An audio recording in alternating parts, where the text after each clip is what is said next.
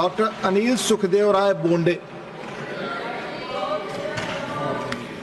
सभापति महोदय, मैं आपको धन्यवाद देता हूं। महामहिम राष्ट्रपति द्रौपदी जी मुर्मू जी का अभिभाषण कर्णमधुर स्वरों में 76 मिनट का ईश्वरीय आश्वासक और आध्यात्मिक अनुभूति की भारत की आवाज है। विकास और विरासत की वो गुंज थी। विकसित भारत को पथ दिशा निर्देशित करने वाला यह भाषण बताता था कि प्रधानमंत्री नरेंद्र जी मोदी के तीसरे कार्यकाल में 3 गुना गति से विकसित भारत का संकल्प इस भाषण में उद्घोषित किया गया है। 10 साल के निरंतर विकास का ब्यौरा था। हर वाक्य के पीछे गर्भितार्थ था। और जब इकोनॉमिक सर्वे ऑफ इंडिया और अर्थ संकल्प आया तब लगा कि सर्वे सुखिना संतु का संकल्प माननीय राष्ट्रपति जी के भाषण में प्रतिबिंबित था। मेरे एनडीए के सभी सहयोगी ने इस अभिभाषण का समर्थन किया। मैं भी राष्ट्रपति जी के अभिभाषण का समर्थन, अभिनंदन तथा धन्यवाद करने के लिए यहाँ खड़ा हूँ।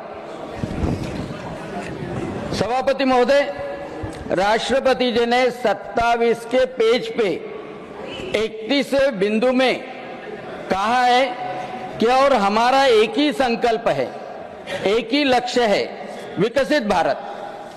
आने वाले वर्षों में देश को विकसित राष्ट्र बनाने के लिए हम सभी दृढ़ संकल्पित है।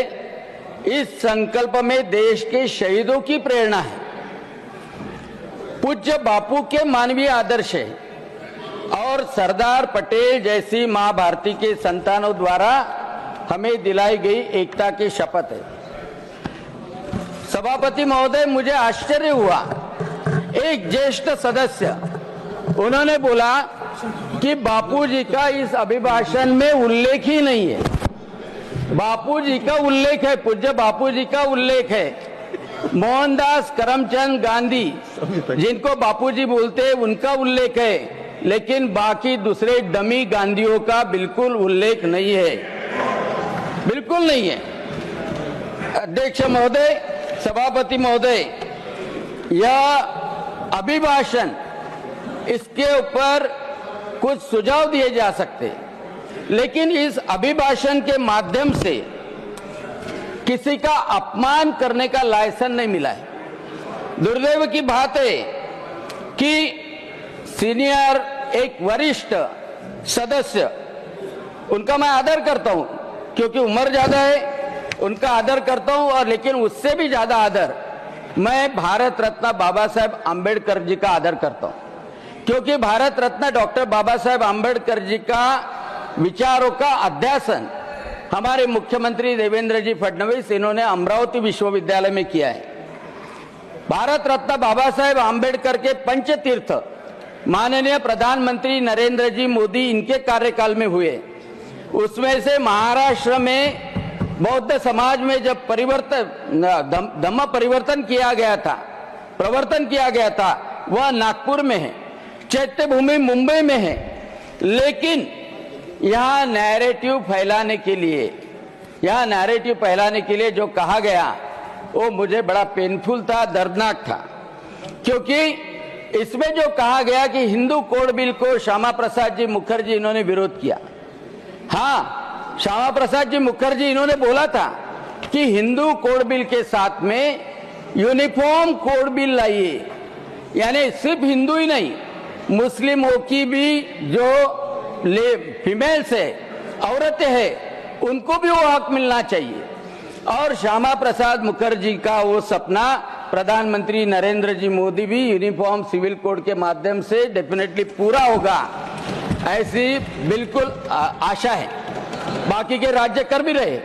दूसरी महत्वपूर्ण बात कि श्यामा प्रसाद मुखर्जी का अपमान करने का उद्देश्य वरिष्ठ नेता कर रहे, लेकिन वही श्यामा प्रसाद जी मुखर्जी है जिन्होंने बोला था कि एक देश में 2 निशान, 2 विधान और 2 प्रधान नहीं चलेगी।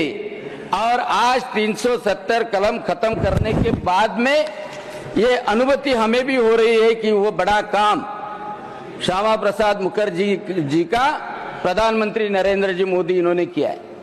भारत रत्न डॉक्टर बाबा साहेब आम्बेडकर को पराभूत करने के लिए कल जो बताया गया सारासर गलत है। धनंजय कीर करके लेखक है जिन्होंने भारत रत्न डॉक्टर बाबा साहेब आम्बेडकर की पूरी जीवनी लिखी है और उन्होंने डॉक्टर बाबा साहेब आम्बेडकर के चुनाव की जर्नी का भी इतिहास लिखा है।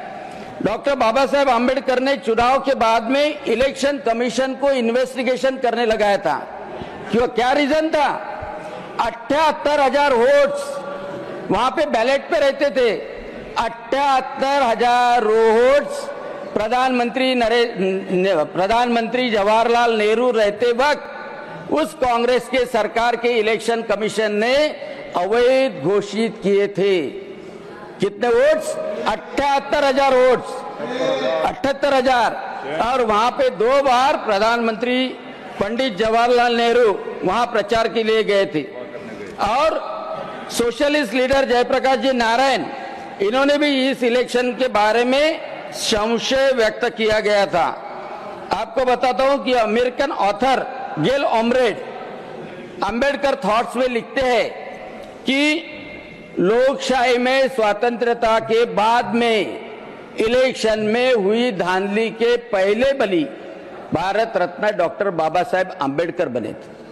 यानी भारत रत्न डॉक्टर बाबा साहेब आम्बेडकर को हराया सिर्फ प्रचार करके नहीं हराया, उनके 78,000 वोट्स वो अवैध घोषित करने के बाद में उनको हराया था।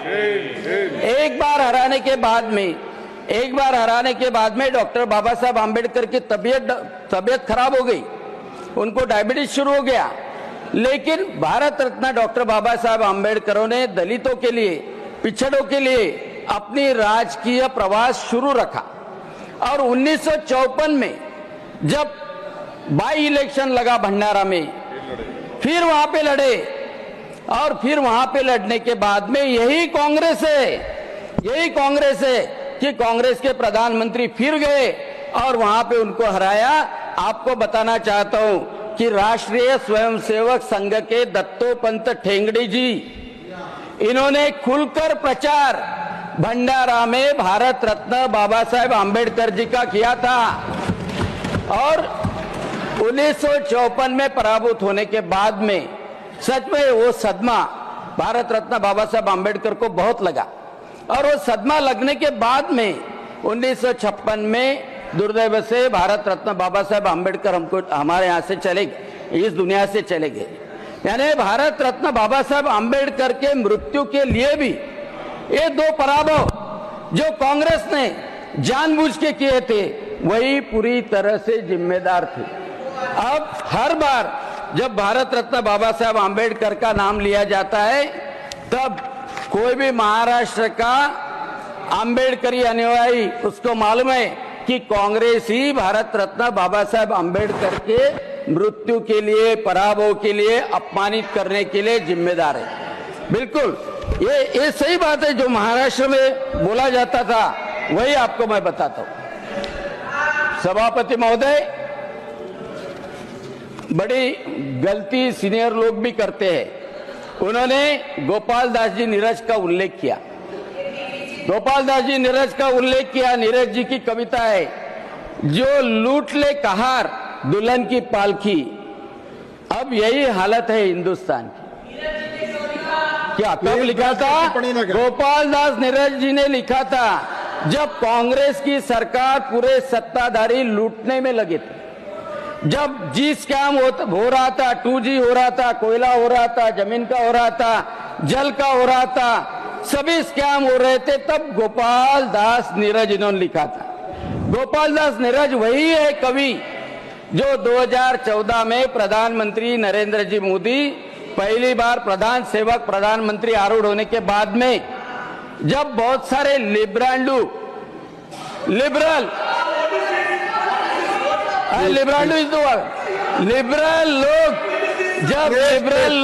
अवार्ड वापसी कर रहे थे, जब अवार्ड वापसी कर रहे थे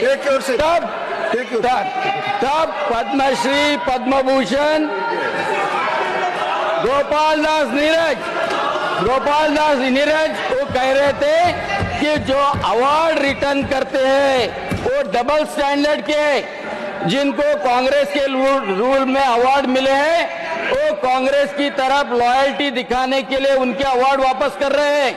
गोपाल दास नीरज लिखते हैं कि प्रधानमंत्री किसी पक्ष के नहीं होते, वे पूरे देश के होते। तो उस प्रधानमंत्री को अपमानित करना अवार्ड वापसी योग्य नहीं है। वापसी करने वाले लोगों को आपकी अंतरात्मा की आवाज कहां गई थी? जब आपकी अंतरात्मा की आवाज कहां गई थी? जब 3 लाख कश्मीरी पंडित को पीड़ित किया जाता था और उनके घर से उनके मातृभूमि में उनको खदेड़ा गया था, तब गोपाल दास नीरज जी बोले कि तब आपकी अंतरात्मा की आवाज कहां गई? अब गोपाल दास जी नीरज ने क्या कहा मैं ये पढ़ रहा हूं। अब जिनकी कविता उन्होंने सुनाई उनके बारे में मैं बोल रहा हूं। आप वो गोपाल दास जी नीरज का यहाँ रख दीजिएगा। दिवंगत प्रधानमंत्री इंदिरा गांधी, इनकी जो डायनेस्टिक पॉलिटिक्स थी, सबसे ज्यादा ताने उन्होंने उसके ऊपर ही लिखे थे। मैं गोपाल दास जी नीरज की कविता जो नरेंद्र जी मोदी इनको लागू होती है, उनके गोपाल दास जी का स्मरण करता हूं और उनकी कविता के 2-3 शब्द पढ़ता हूं। है फूल रोकते कांटे मुझे चलाते, मरुस्थल पहाड़ चलने की चाह बढ़ाते। सच कहता हूं जब मुश्किलें ना होती है मेरे पग तब चलने में भी शर्माते। मेरे संग चलने लगे हवाएं जिससे तुम पथ के कण कण को तूफान करो। मैं तूफानों में चलने का आदी हूं। प्रधानमंत्री नरेंद्र जी मोदी के लिए लगती है, मैं तूफानों में चलने का आदी हूं, तुम मत मेरी मंजिल आसान करो।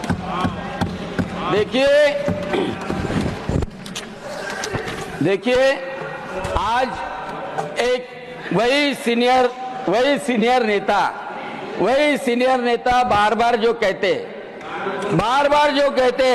मैं आज बड़े दुख से बोल रहा हूं कि महाकुंभ 144 सालों के बाद में आता है। महाकुंभ 144 सालों के बाद में आता है।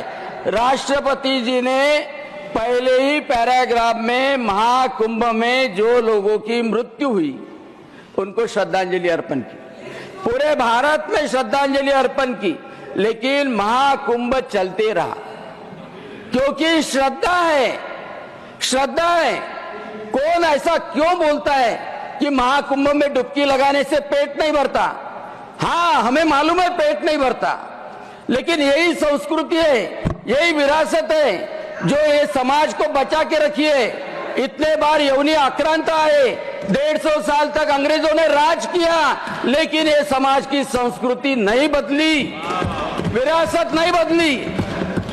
क्या जो बोलते हैं कुंभ में डुबकी लगाने से पेट नहीं भरता, क्या वो बोल सकते हैं कि हज को जाने से पेट भरता है करके? बोल सकते क्या? अब ये नहीं बोलेंगे। हज में भी भगदड़ हुई थी, वहां हजारों लोग गए थे, मारे गए थे, मर गए थे। अब किसने बोला? अब बात ऐसी है कि एक्सीडेंट नहीं होने चाहिए, लेकिन हजारों लोग मरे, हजारों लोग गंगा में चले गए। ये भ्रम फैलाने का काम, ये अफवाह फैलाने का काम इतने बड़े सीनियर लोग कैसे कर सकते हैं? पूरे भारत को क्यों बदनाम कर रहे हैं? पूरे भारत को क्यों बदनाम कर रहे हैं? ये मेरा सवाल है। सभापति महोदय, राष्ट्रपति जी के अभिभाषण में 10 साल के कार्यकाल में भारत 5वीं अर्थव्यवस्था हुई है। थोड़े 2-4 मिनट मुझे देना। 1 मिनट डॉक्टर। अर्थव्यवस्था हुई है डॉक्टर। आज भारत ग्लोबल ग्रोथ के 50% पे पहुंचा है। Doctor Anil Sukhdev, please doctor Anil ji, कुल 75 से अधिक